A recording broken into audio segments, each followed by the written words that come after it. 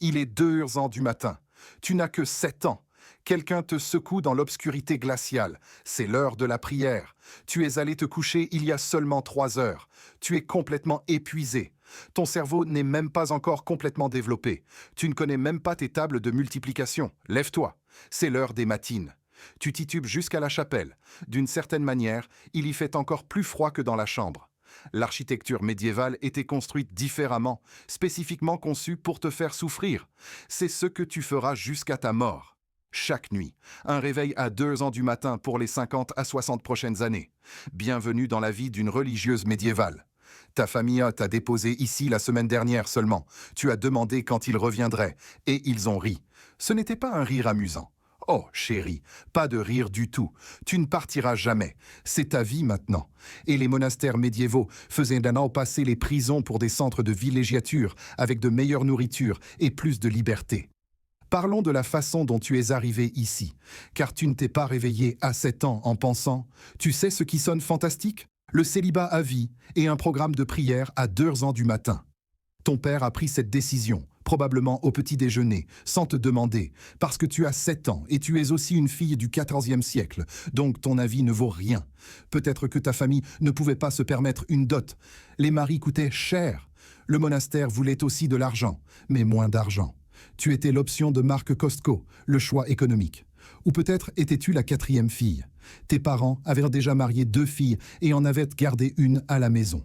Tu étais un surplus, l'équivalent médiéval de « Nous ne pouvons pas nous permettre une autre bouche, alors nous te donnons à Dieu ».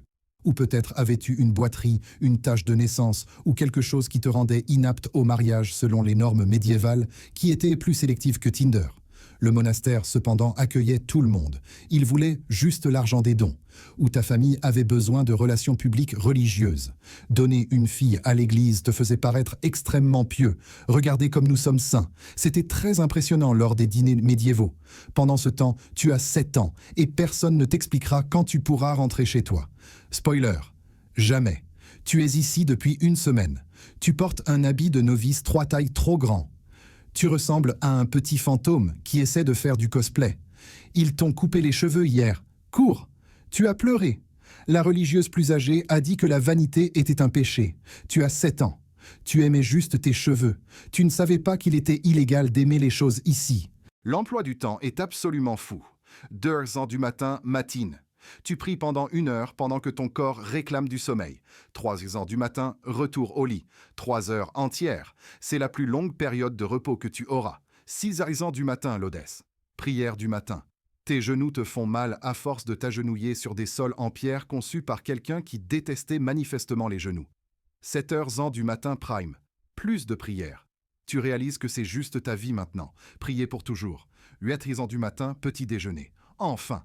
Sauf si c'est du pain.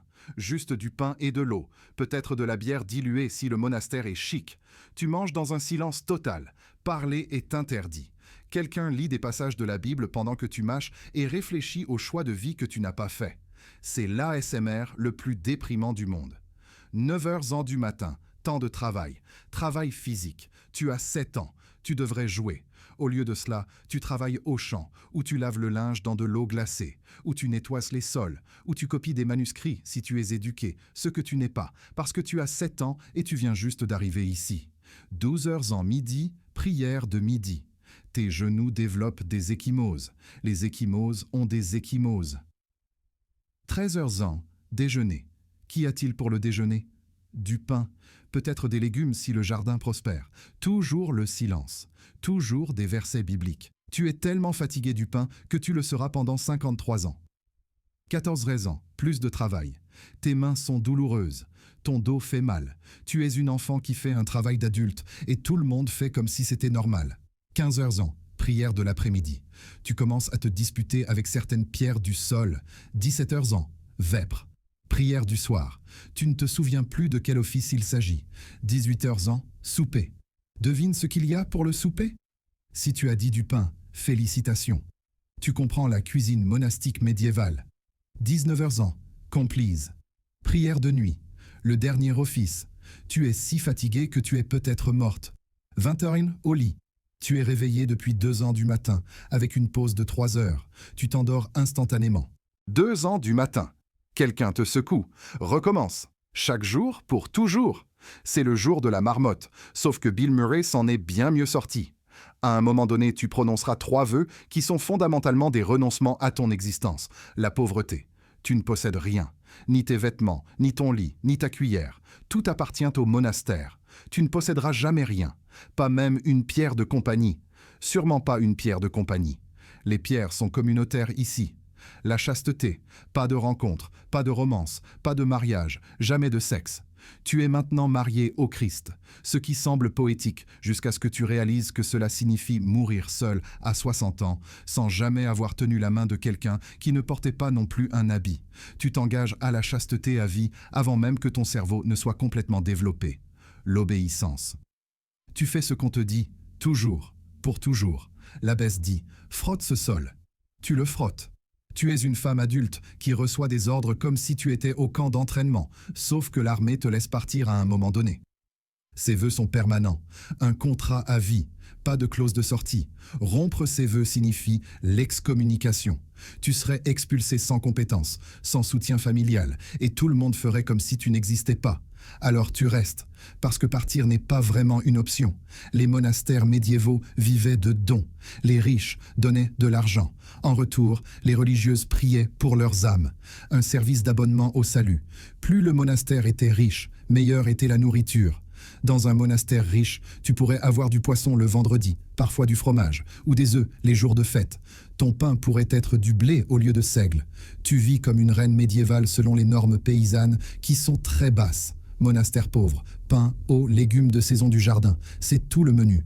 La viande est interdite de toute façon. Tu es végétarienne par accident et ton régime alimentaire est si douteux que tu as probablement le scorbut. Tu as constamment faim.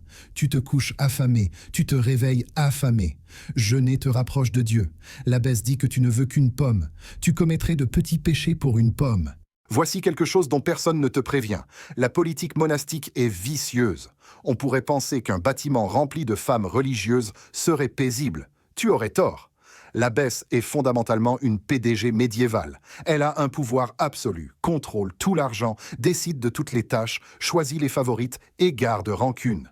Si elle t'aime, la vie est plus facile. De meilleures tâches, du travail à la bibliothèque au lieu de nettoyer les pots de chambre, un peu plus de nourriture et d'être plus près du feu en hiver. Si elle ne t'aime pas, tu frotteras les sols pendant 40 ans, tu laveras le linge dans de l'eau glacée, tu auras les pires tâches et tout le monde le saura.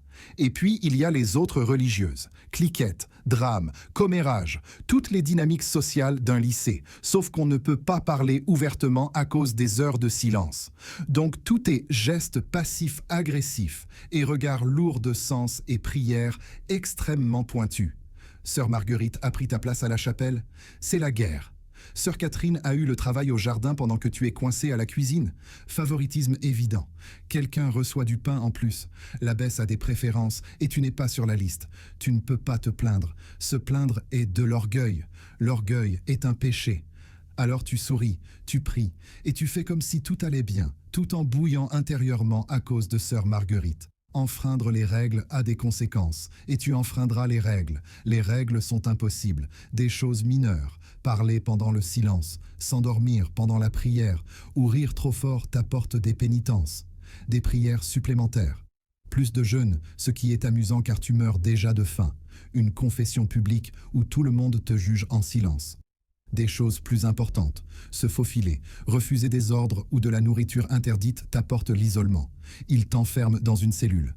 Pas de lumière, pas d'humain, juste toi et la repentance pendant des jours, parfois des semaines. Une mise à l'écart médiévale, sauf que c'est traumatisant. Les infractions graves, comme les relations amoureuses ou la tentative de fuite, pourraient entraîner l'excommunication, le bannissement et la destruction sociale. Ta famille ne te reprendrait pas. Tu mourrais probablement seul et pauvre. Alors tu suis les règles. La plupart du temps, tu trouves de petites rébellions, voler du pain, faire de plus longues promenades, de petits moyens de te sentir humaine. Rebondissement. Certaines religieuses médiévales s'y sont épanouies. Pas la plupart. La plupart détestaient chaque seconde, mais certaines s'y sont retrouvées. Certaines aimaient vraiment la vie religieuse. Certaines ont découvert qu'elles étaient de brillantes copistes de manuscrits ou musiciennes ou herboristes. Certaines sont devenues des érudites. Les monastères avaient des bibliothèques. Les religieuses éduquées apprenaient le latin, étudiaient la théologie et écrivaient des livres. Certaines sont devenues puissantes. Les abbesses contrôlèrent d'énormes richesses et terres. Elles négociaient avec les évêques et les nobles sur un pied d'égalité. Elles dirigeaient des hôpitaux et des écoles. Les abbayes médiévales étaient l'un des seuls endroits où les femmes avaient une réelle autorité. Certaines ont trouvé une famille, des amitiés profondes et des femmes qui se comprenaient mutuellement. Une sécurité contre les mariages abusifs ou les accouchements mortels. Mais ce furent des exceptions. La plupart des religieuses étaient là parce qu'elles n'avaient pas le choix. Tu as maintenant 60 ans. Tu es ici depuis 53 ans. Tes genoux sont détruits. Tes mains sont noueuses. Ton dos te fait constamment mal. Tu as récité les mêmes prières des milliers de fois. Tu as mangé des milliers de repas de pain. Tu as suivi le même emploi du temps pendant un demi-siècle. Jamais marié, jamais eu d'enfant, jamais voyagé au-delà de ces murs, jamais rien possédé et jamais pris une décision importante concernant ta propre vie. Tu meurs à l'infirmerie. Les religieuses prient. L'abbesse administre l'extrême onction. Ta dernière pensée est probablement de savoir ce qu'aurait été ta vie si ton père n'avait pas signé ses papiers. Mais tu ne le sauras jamais. Si cette histoire a changé ta façon de regarder les murs de pierre silencieux de l'histoire, abonne-toi à la chaîne et aime-la. Nous révélons les vies que le temps a tenté d'oublier. Aide-nous à préserver ces histoires et à semer l'avenir. Le prochain trésor du passé sera ouvert très bientôt.